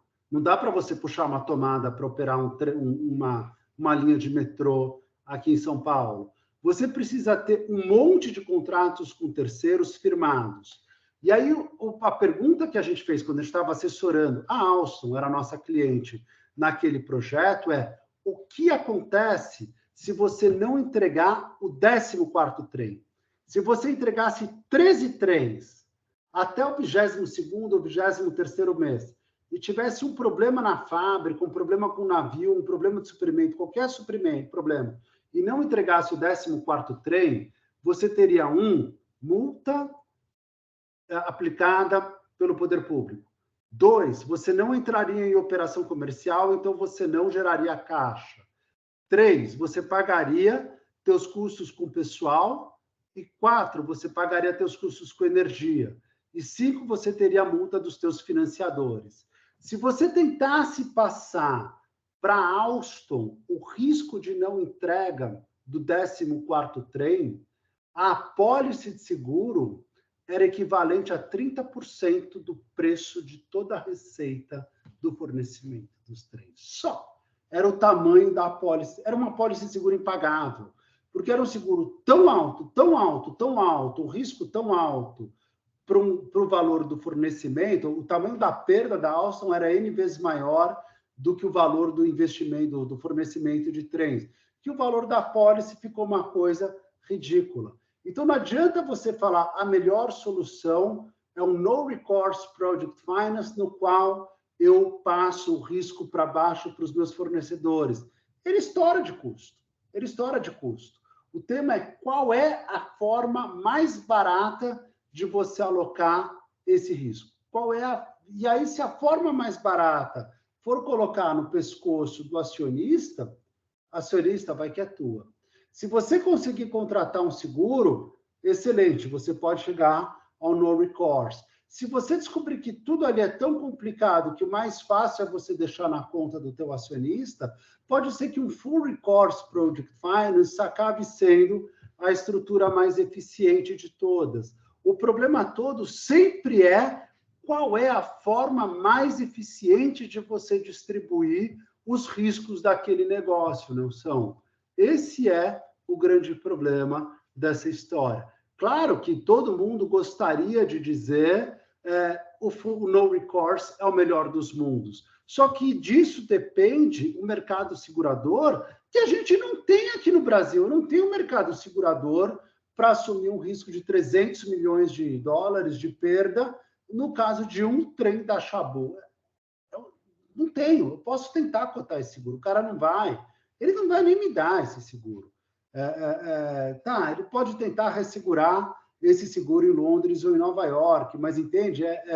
A estrutura toda vai começando a se tornar muito confusa, muito onerosa com essa operação toda. Por isso que cada caso é um caso. Sim, não, eu acho que você trouxe realmente um ponto interessante, porque cada projeto tem as suas particularidades. Aí você trouxe o exemplo da Alstom aí, nesse aspecto, né? Que é exatamente isso, né? Você não tem a entrega, você tem as penalidades contratuais, você não opera, você tem perda de receita. Se for uma PPP, você não tem a contraprestação pecuniária do Estado e aí a coisa degringola, né? E aí você jogar nas costas dele, a multa, é um caos, tudo, aí fica realmente inviável, né? Até um ponto interessante, Fernando, não quero também tomar o tempo da aula nisso aí, mas depois de discutir com você, onde é que você falou um estudo de casos aí, até para ter um overview de todas essas situações e como é que foram resolvidos aí, se tem alguma bibliografia assim, do tipo, até para abrir um pouco essa questão, porque a gente encara alguns projetos também que tem muitas nuances, mas, por exemplo, essa situação que você trouxe também, você tem lá os contratos, as garantias, tem seguro, aí eu citei o caso de um pool de bancos atrás, né? Quando você fala, por exemplo, de um financiamento de 7 bilhões aí, você traz um pool de bancos que carrega 50% dessa garantia, então, e pulveriza isso aí de tal maneira que não fique sobrecarregando em um só ente financeiro, né? Maravilha. Mas esse é um assunto que você trouxe aí, eu achei que falei, esse é a cerne do negócio. Eu falei assim, como é que eu compartilho o risco no negócio? Porque projeto de longo prazo do Brasil aqui é você saber que você vai passar por um vale aqui, outro pico ali em 30 anos. É impossível. Show. E a gente, então... eu tô quase fazendo 30 anos nesse negócio, né? Então, quando eu vejo, eu falei, nunca vi um ano igual ao outro. Pois é. Então, vamos lá. O que acontece dessa história toda? A gente começa cada vez mais a entrar em guerra de índio. Quem vai trabalhar com essa guerra de índio seta para todo lado? Muita coisa. O Rafa Vanzella, do Machado Meyer. Hoje, daqui a pouquinho, em 5 minutos, a gente começa a entrar em alguns casos sensacionais. Agora, a gente pode aprofundar muito eles. Então, é justamente do quanto que vocês falam, vamos aprofundar, vamos pegar quem eram os seguradores, etc. Aquela informação que eu tiver, eu já coloco, aquilo que eu não tiver, eu levanto, super simples, essas estruturações todas, e você vai, olha, quem são as seguradoras que trabalham, que tipo de seguro trabalham, que tipo de apólice eles vendem, etc. Então, você tem uma coisa que é uma figura mais completa e uma segunda coisa que é uma leitura mais completa dos contratos. Por quê, Nelson? O grande problema é você dizer, olha, pô, eu vou fazer uma apólice de seguros de engenharia para o meu projeto. Tá, perfeito. O que tem nessa apólice? O que essa apólice está cobrindo, o que ela não está cobrindo? Quais são os típicos riscos que esses caras cobrem? O que são as cláusulas de riscos exclusos? Como é que você comprova que determinado sinistro é um evento segurável ou não? Então, começa nesse tipo de nuance, que é assim, é uma loucura. Cada grau a mais de aprofundamento que a gente entra é um universo de assuntos para serem estudados. Cláusula de...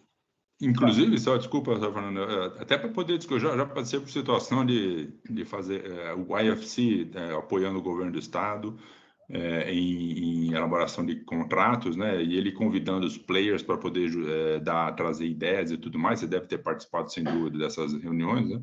E aí, quando você tem domínio de todo o negócio, você começa a trazer os riscos para o EFC, e é engraçado que quando você joga tudo isso na mesa, eles até caem para trás e falam assim, opa, se eu colocar isso, não viabiliza o negócio, né? Então, mas essa discussão acaba sendo interessante porque você acaba apoiando na construção de contratos de concessão, né, ou PPPs que seja, né, robustos e que dão tranquilidade tanto para o poder concedente quanto para o concessionário, né? Porque a gente evoluiu demais nesses últimos 30 anos nos contratos, né? Assim, os contratos lá, há 30 anos atrás, eram primários. Hoje você está falando em rede cambial, o revenue cap, né? Aí você bota lá uma taxa superior e inferior de tarifa que você pode que você pode absorver. Se ficar abaixo, o poder concedente assume parte, se ficar acima, você devolve. Ou seja, evoluiu demais, mas a gente tem visto que ainda tem muita coisa para acontecer, né? Você tem subnacionais aí que não tem equipe, não tem estrutura própria para desenvolver, e às vezes você precisa trazer essas discussões para eles e eles não estão tão antenados assim.